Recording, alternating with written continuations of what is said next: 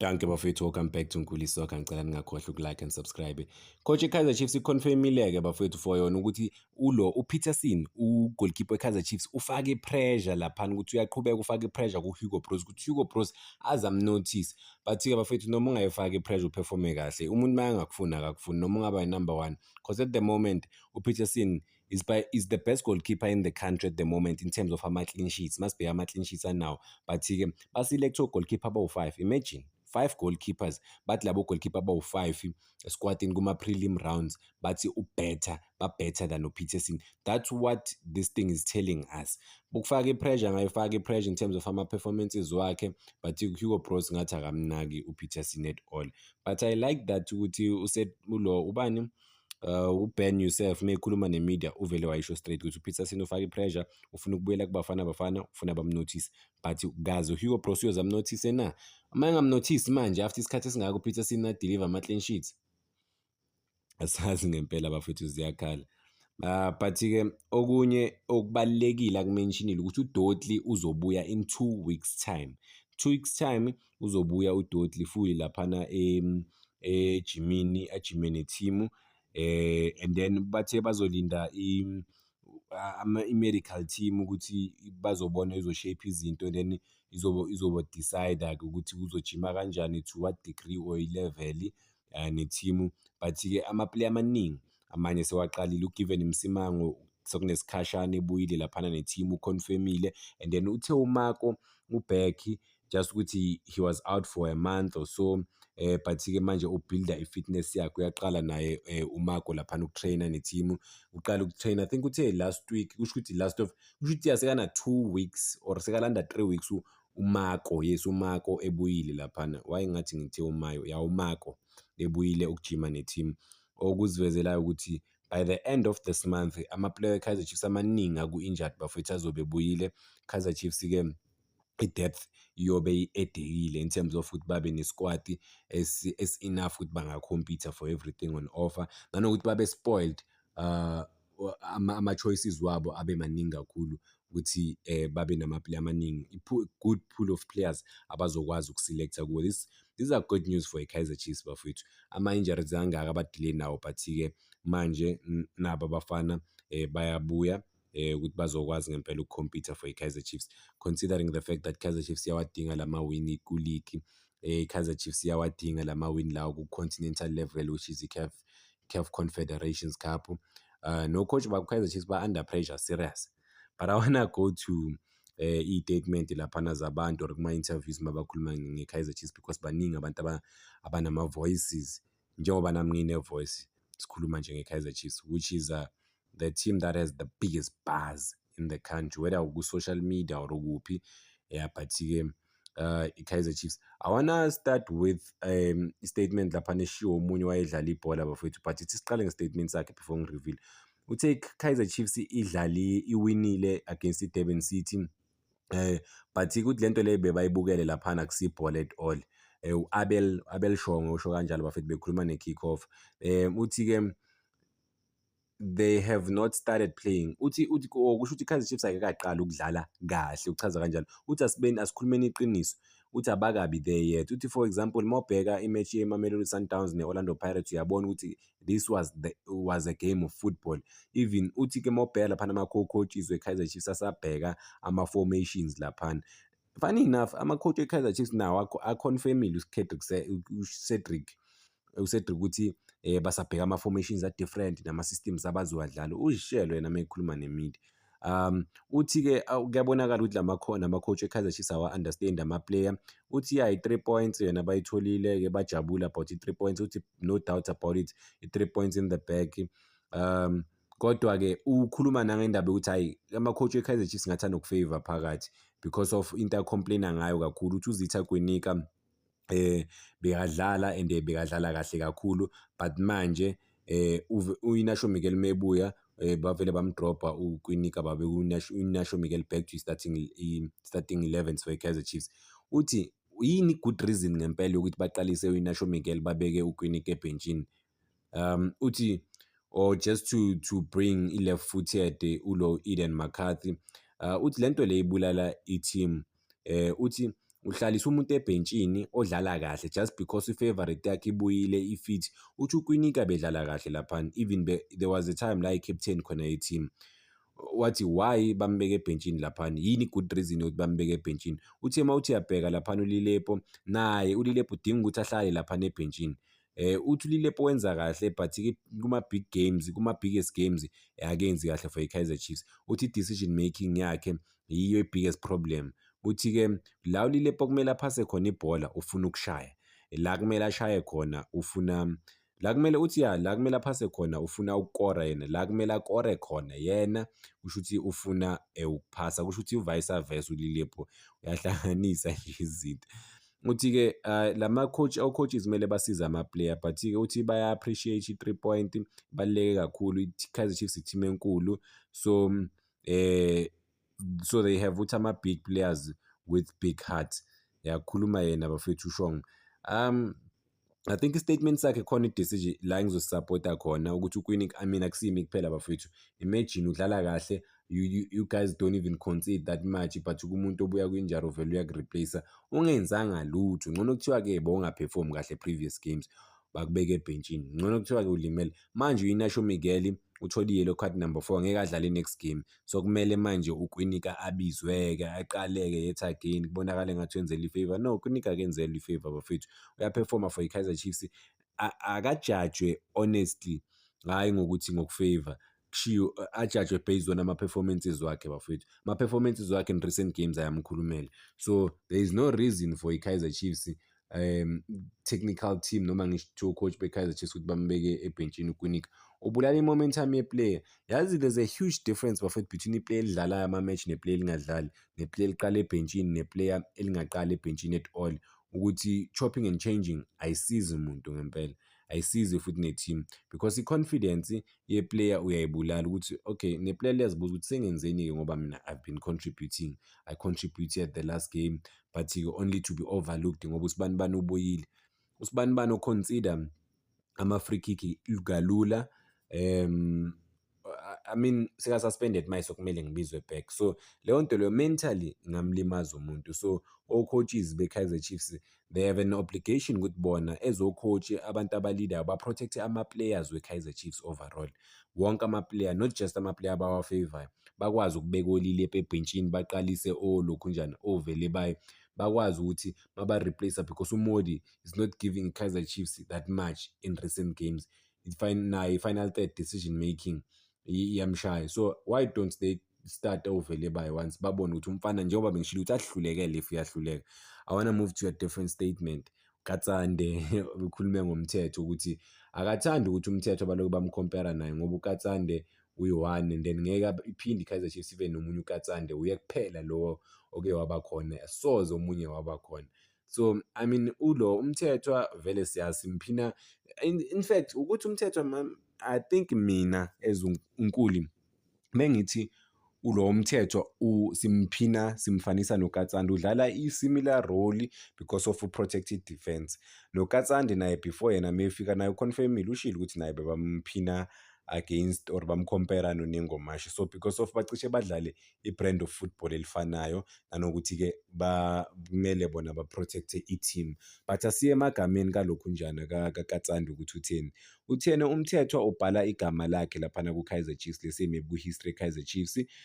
Uthi-ke miyekeleni azenzele igama lakhe, abantu akumelanga bafake i-pressure ukuthi bamcompare naye laphana ezuKatsande.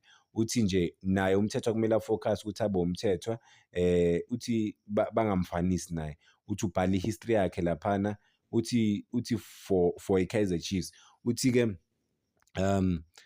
akenze umsebenzi wakhe without i-pressure. Uthi abantu akumelanga bamfake ngaphansi kwengcindezi because of there's only one salt and pepper and uthi akekho umuntu oyoba khona futhi uzofana naye.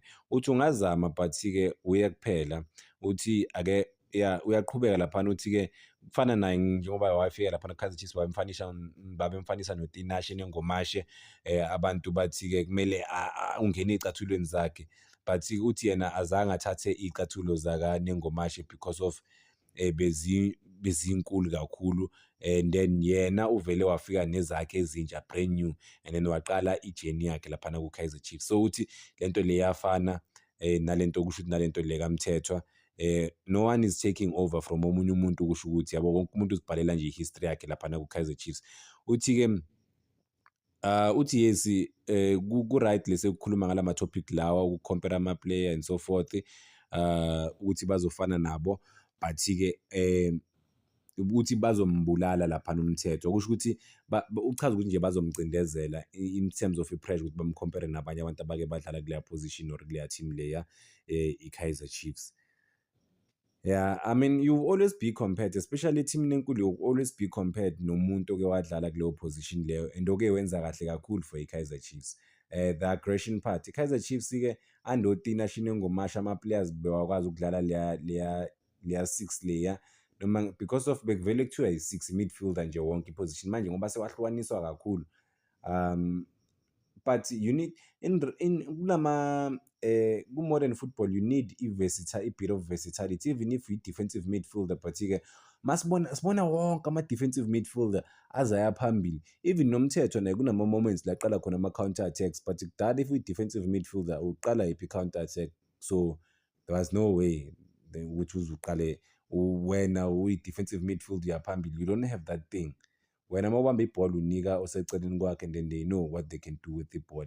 Manje with i-modern football uMthethwa bafuna ukuthi abe versatile kakhulu, abe akwazi ukucontrol ibhola kahle, abe i-good pass of the ball, kanti umsebenzi wakhe ukumaka a-recover ibhola. I wanna go to Nkosinathi, is it Nkosinathi Nhleko? Yes, I think yeah, that's the one. Uthinte nje kancane eme-interview laphana ukukhuluma ngo-Kaizer Motaung Junior ukuthi une-pressure laphana e-serious ku-Kaizer Chiefs. Uthi iy'khathi azisafani laphana ku-Kaizer Chiefs na during isikhathi sakhe laphana bedlala. Uthi i-Kaizer Chiefs ku-period elinzima kakhulu, difficult period ku-Kaizer Chiefs, but uthi-ke une-hope yena ukuthi i-Kaizer Chiefs izokwazi ukushintsha izinto. Uthi for i-Kaizer Chiefs or kule situation le abakuyo kufana nokurun ibhizinisi. Uthi-ke uKaizer Motaung Junior laphana is facing tough times, but uthi uyabelieve ukuthi-ke bazokwazi ukushintsha izinto laphana ku-Kaizer Chiefs, which is very important. They have to change things. They have to change things for ama-fans. They can't keep like performing or delivering below pair performances. Bafuna ukuthi ama-fans and rally behind them ukuthi baba-support laphana. So they have to deliver ngempela. With the squad that they have, with ama-salaries agudi esizwayo kuthiwa i-Kaizer Chiefs iyawakhipha, i-professional level yalaphana eNaturena. So i-player nje lifocusa ekudlaleni, but-ke the players are failing to deliver abanye laphana. I mean, khona izinto ey'ncane bafethu masingazinothisa eNaturena ama-player, ikhithi, you get everything. Wonke umuntu une-locker room yakhe, ushiya izinto zokutraina laphana, uzithola laphana e-training, and then kwamanye ama-team abantu kumele ba-travel nama-kit wabo, everything nje akukho that professional, but i-professional setup e-Kaizer Chiefs, but-ke abanye mabafika ku-Kaizer Chiefs bavele ba-relax bangasaphefumi kakhulu. Into eshiwe i-coach e-Kaizer Chiefs uCedric Keze lena bafethu ukuthi abantu banokusayina ama-player, i-Kaizer Chiefs isayina ama-player from ama-different teams, thola ukuthi ayaphefoma lawo ma-player, but mefika ku-Kaizer Chiefs ayadrop ama-performances wabo, they tend to relax ku-Kaizer Chiefs, kanti kumele ngabe bayalwa-ke lapha ku-Kaizer Chiefs, but no. And nemobheka, I mean, yiyo vele lento le-street, lama-player asayinwa yi-Kaizer Chiefs abuya kuma-teams la bewaphefoma kahle serious. And for example, like uMthethwa ku-Stellenbosch bephefoma kahle kakhulu, and under ucoach Nabi uMthethwa, he was not even considered ukuthi angaba yi-starter. Isikhathi esiningi masibukela isizini yakhe nje last season laphana uMthethwa, he was not viewed as the main guy ku-Kaizer Chiefs, but-ke things changed this season for some odd reasons avele za-change. Kusho ukuthi uMthethwa i-performance yakhe nayo ishintshile kakhulu, yabo.